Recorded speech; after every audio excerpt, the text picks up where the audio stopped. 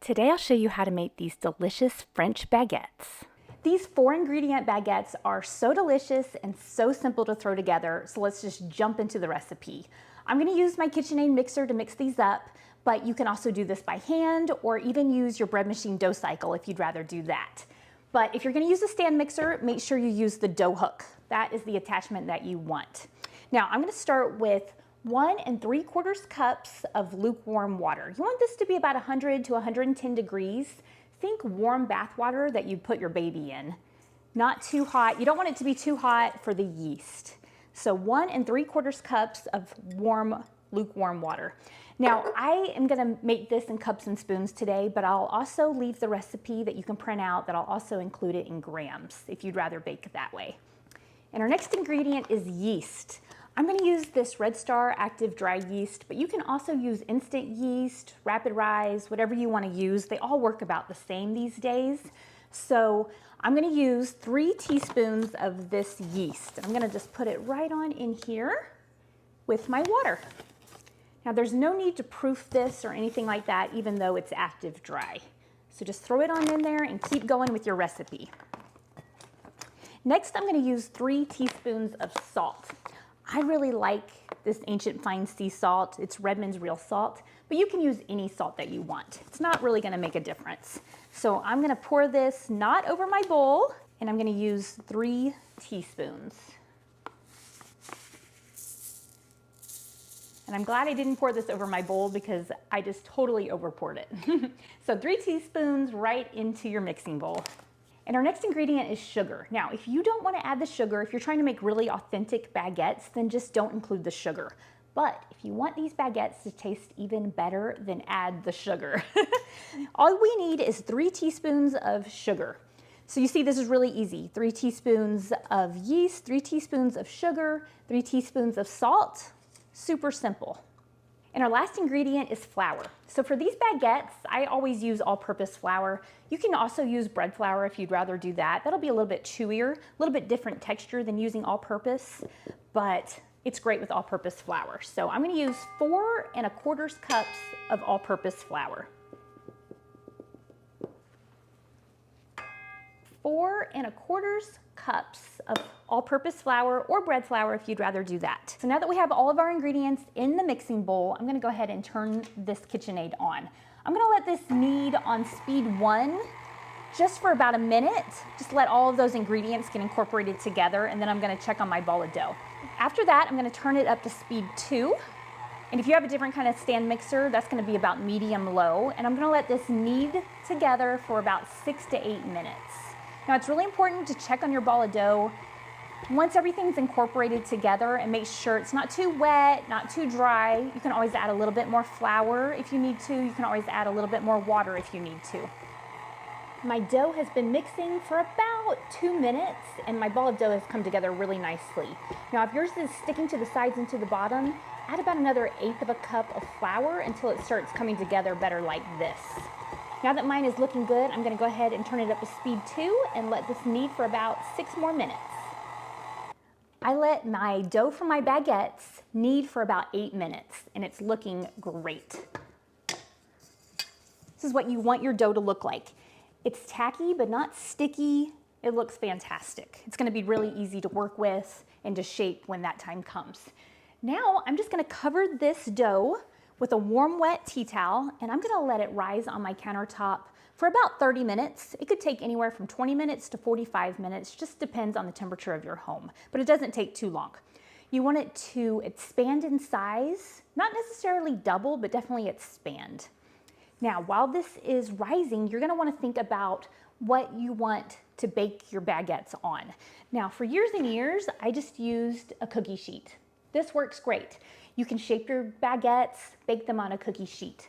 But more recently, I just discovered this awesome pan. This is a baguette pan, and you can make 3 16-inch baguettes on it, which is perfect for this recipe. This is a USA pan, which is excellent quality. I really, really like this pan because my baguettes turn out a little bit more authentic because they're a little bit rounded and you get the little bumps on the bottom, which is really fun. And it's perforated, so the crust ends up crunchy all the way around. The inside turns out nice and soft, so I really love using this pan. This is what I like to call the right tool for the job because it's specialized exactly for the baguettes, and it just makes them turn out so great. They also have French Italian bread pans just like this, but they're a little bit bigger if you want to make French bread. You can also use this recipe to make French bread, and they turn out great that way too. So I'm gonna let this dough rise for about 30 minutes, and then it'll be time to shape it into baguettes. So here's the baguette pan up close. You can see all the little holes.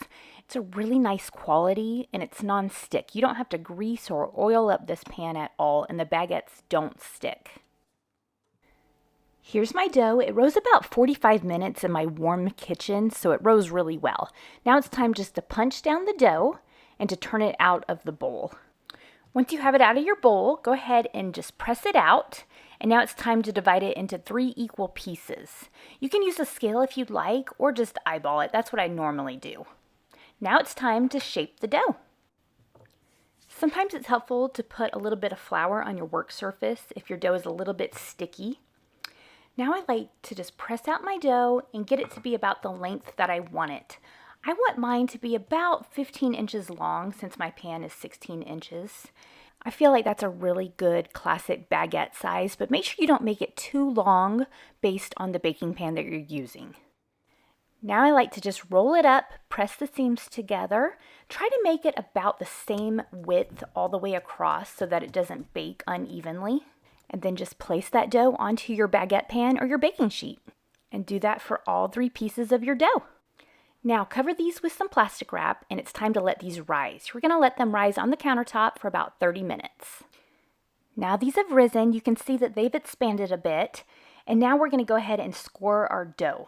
So you're going to want to use a bread loam or a sharp knife and give these a nice expansion score. Now, you can score these any way you want. You can go right down the middle if you'd like. I always kind of do a diagonal score, but do this for all 3. And this scoring will help your bread to not burst while it's baking, and it also gives it that really classic baguette look. Now this next step is totally optional, but if you want an even more authentic baguette look, you're going to want to do some kind of a wash.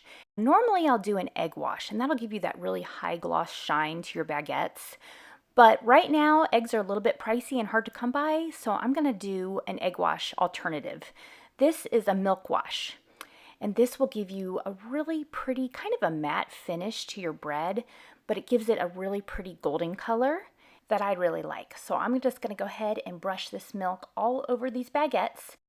And now it's time to put these baguettes into the oven to bake.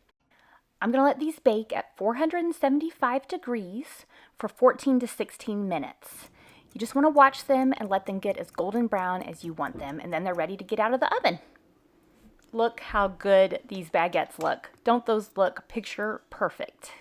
You can see that they didn't stick to the pan at all, even though I didn't grease it up or anything like that. They're a beautiful golden color all the way around, and they have those little bumps on the bottom, which I really like. The milk wash gave it a really pretty matte finish, and it browned it up really well, but I'm going to go ahead and brush a little bit of butter on top of these baguettes. This is my really cool little Lodge cast iron melting pot. I just melted a little bit of butter on the stovetop, and I'm just going to brush this butter all over the baguettes. That'll give it that shine that I like on my baguettes and my French bread, and it'll give you that really yummy butter flavor. And these baguettes are done. Don't they look absolutely delicious? I have got to take a bite of one of these. To me, it doesn't get much better than homemade French baguettes. Now that I've eaten an entire baguette by myself, I'm going to go ahead and put the other 2 away. I'm going to store these baguettes in our 17 by 11 beeswax bread bags that my daughters and I make together. These are organic, all natural, reusable, eco-friendly, and just a healthy way to store your bread. I also make sourdough baguettes and fresh milled flour baguettes. These are some of my fresh milled flour whole wheat baguettes, and they turned out great. So be looking for upcoming recipes for those. This is what I made out of these baguettes. I went ahead and made some meatball subs, and they were so simple and so delicious. It made for an amazing lunch.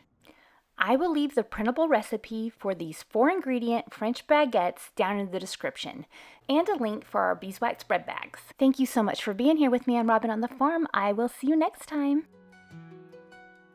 Ripening in the kitchen, dough beneath her hands, wheat from the fields and eggs from her land. Sunlight through the window, a warm golden glow. She's working hard to make